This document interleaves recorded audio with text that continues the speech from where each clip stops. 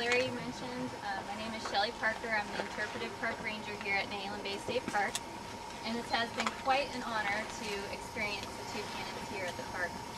As many of you probably know, researchers and historians believe the two cannon to be part of the USS Shark wreckage in the Columbia region area in September of 1846. I'm going to talk a little bit about the USS Shark and why historians believe that the cannons are from the USS Shark. In addition, I'm going to talk a little bit about the type of cannons found and some significant physical features of the cannons before you have a chance to take a look. So, like I mentioned before, the USS Shark, it wrecked along the Columbia in 1846 in September. When it received its assignment in April of 1846, Great Britain and the United States were having a dispute of the boundary between the Oregon Territory and the Canadian border. At that time, many of you may know President Polk's election slogan, 54-40 or fight. Does anybody remember that? Well, that was in reference to the Americans' desire for the border to be at the 54th degree, 40-minute parallel. That would have brought it roughly at the Arctic. That would have been the Russian-Alaskan territory border at the time.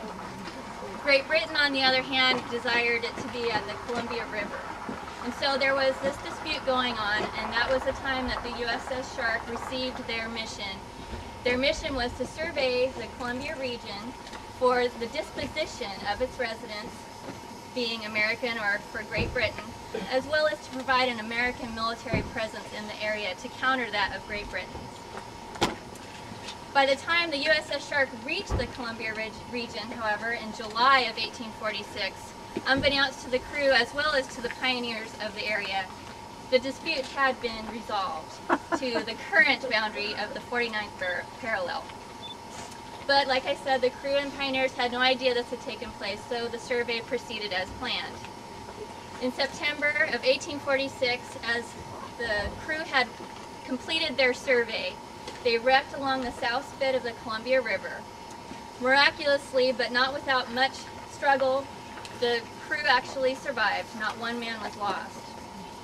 So why do historians and archaeologists believe the wreck is the source of these cannons?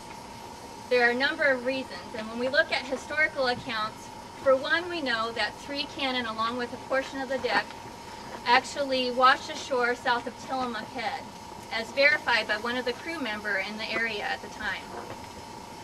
The crew member was actually able to take up one of those cannon and bring it up to what he thought to be the high tide line, but he actually left it behind because of the impracticality of taking it back across the mountains to the Astoria region. We also know from historical documents that the one cannon left behind at the high tide line was rediscovered and recovered in 1898.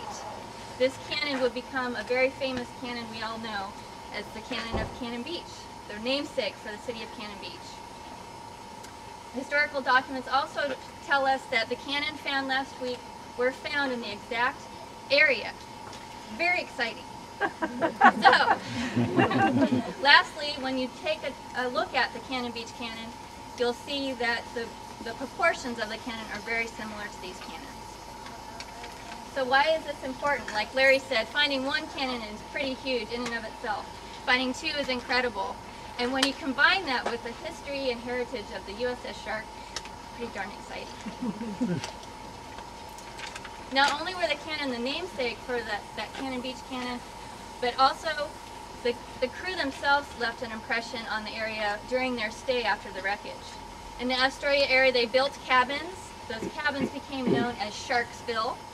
And immigrants in the area would utilize these cabins for temporary housing until they had a more permanent structure built. In addition, a rock memorializing the wreck was kept in the middle of Astoria. I think at one point it was actually buried and then recovered. And now it is on show at the Columbia Maritime Museum's display for the USS Shark, along with a sword that is believed to be an officer's sword from the wreckage. So pretty important find. So before you guys have a chance to look at the cannons, I want to talk a little bit about the type of cannon as well as some physical features that are pretty significant to researchers. The cannons found are a type of cannon called a carronade. A carronade, it was named after the Carron Company of Scotland.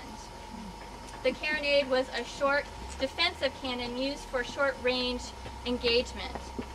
It was a very powerful cannon at short range, pretty inaccurate at long range. The low velocity of the carronade created lots of very deadly wooden splinters, hence the name the Smasher. But it did have a very short lifespan because it wasn't very accurate at long range. It hit the world stage around the American Revolution. As long-range accuracy improved with the long guns, it became obsolete. And by about the time of the American Civil War, the carronade was no longer made.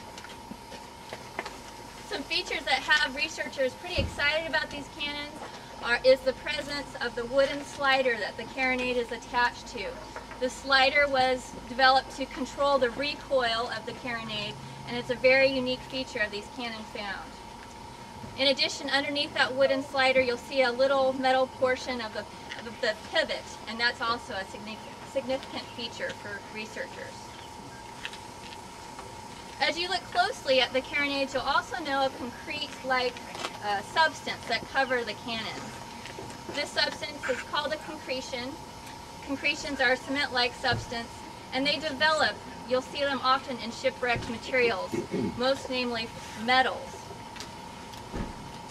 The metal reacts to various components of the salt water as well as the sediments, and it actually dissipates and can contribute or increase the corrosion process. Within about several months, a piece of iron will start developing these concretions, and within about a year, the entire piece can be encased in the concretions. During that time, once it's encased, the concretions actually can help to protect the environment inside of the concretion from further corrosion. Wood as well it's pretty well preserved under salt water, especially if it's buried under the sediments. It can outlast iron artifacts, which is pretty much the opposite